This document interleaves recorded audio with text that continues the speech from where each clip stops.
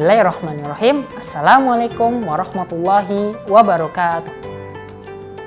Alhamdulillahirrabbilalamin. Wassalatu wassalamu ala asrofil anbiya'i wal mursalin wa ala alihi wa sahbihi ajma'in. Asyhadu an la ilaha illallah wa asyhadu anna Muhammadar Rasulullah. Amma ba'du.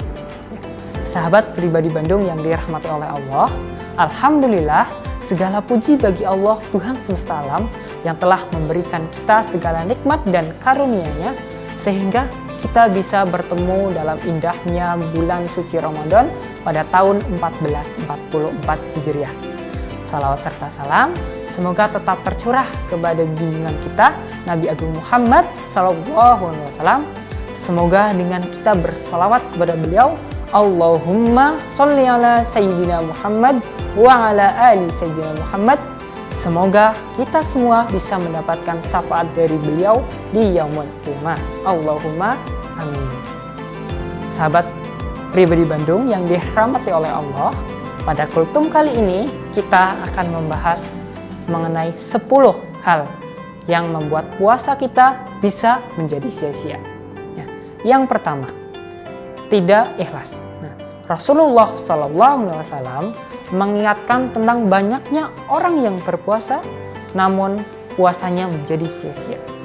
Rasulullah SAW bersabda yang artinya, betapa banyak orang yang puasa akan tetapi tidak mendapatkan apa-apa kecuali lapar dan dahaga. Hadis riwayat An-Nasa'i dan Ibnu Majah. Nah, siapa saja mereka?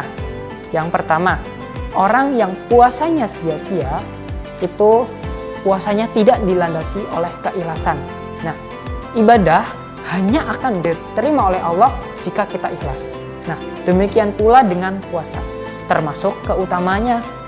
Hanya bisa didapatkan jika puasa ini kita dasari dengan iman dan mengharap balasan dari Allah Subhanahu wa Ta'ala. Barang siapa yang berpuasa Ramadan karena iman dan mengharap perhitungan pahala, maka akan diampuni dosa-dosanya yang telah lalu. Muttafaq alaih. Nah, yang kedua, berkata kotor.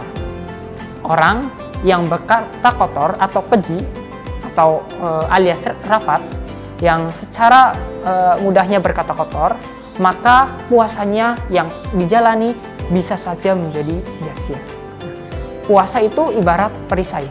Maka barang siapa yang sedang berpuasa, janganlah ia berkata keji dan mengumpat. Nah, jika seseorang mencela atau mengajaknya bertengkar, hendaklah dia mengatakan, aku sedang berpuasa. Muttafaq alaih. Nah, yang ketiga, mengumpat dan marah. Sebagaimana hadis yang tadi saya bacakan di atas, mengumpat juga membuat pahala puasa kita berkurang atau bahkan bisa hilang sama sekali. Dengan itu, demikian pula marah. Ia juga bisa membuat puasa kita menjadi sia-sia. Mengumpat dan marah adalah setali 3 ruang. Kemudian yang keempat, yaitu mencela dan mengajak bertengkar. Seperti yang tadi sudah disampaikan, jika ada orang yang mencela atau mengajak berkelahi, Rasulullah SAW menuntun agar orang yang sedang berpuasa untuk menahan diri. Cukup menjawab bahwa dirinya sedang berpuasa. Nah, yang kelima yaitu ghibah. Nah, mungkin ini teman-teman udah sering dengar ya. Jadi ghibah tuh membicarakan keburukan orang lain. Nah, ini juga bisa membuat puasa kita menjadi sia-sia.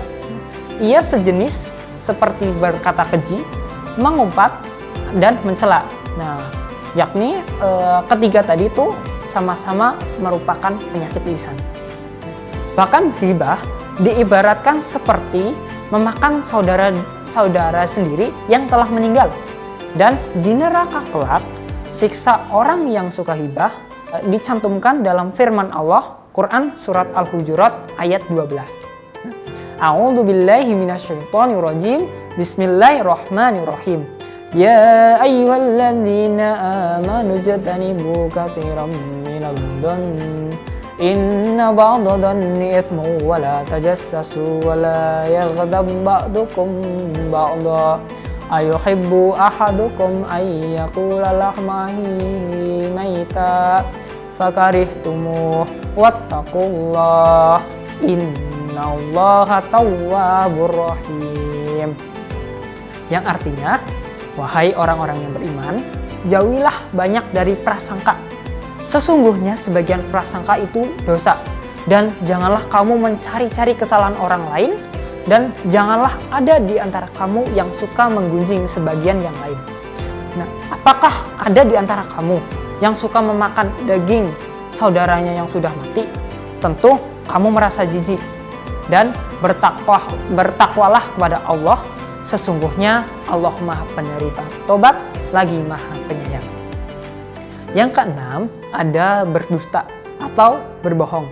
Nah, secara tegas disebutkan oleh Rasulullah sebagai penyebab puasanya menjadi sia-sia dan hilangnya pahala.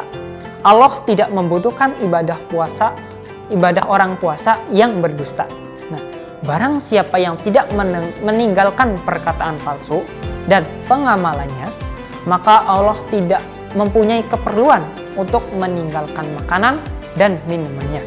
Hadis riwayat Bukhari. Nah, yang ketujuh, kesaksian palsu. Nah, memberikan kesaksian palsu juga dapat merusak pahala puasa kita. Dan juga puasa kita bisa menjadi sia-sia. Nah, kesaksian palsu ini juga merupakan bentuk lain dari kebohongan, bahkan lebih parah dari sekedar berdusta biasa. Yang kedelapan, berghibah. Nah, berghibah ini juga dosa. Bahkan dosanya tuh bisa lebih besar dari fitnah. Nah, fitnah ini adalah jika seseorang mengatakan keburukan orang lain, padahal orang yang kita bicarakan itu tidak melakukannya. Yang kesembilan, yaitu korupsi. Nah, jika berdusta, kesaksian palsu, dan fitnah adalah kebohongan lisan, maka korupsi termasuk juga yang disebutkan oleh Rasulullah SAW dalam hadis, yaitu wal amalabih. Nah, korupsi selain merupakan dosa besar, juga bisa menyebabkan puasa kita menjadi sia-sia.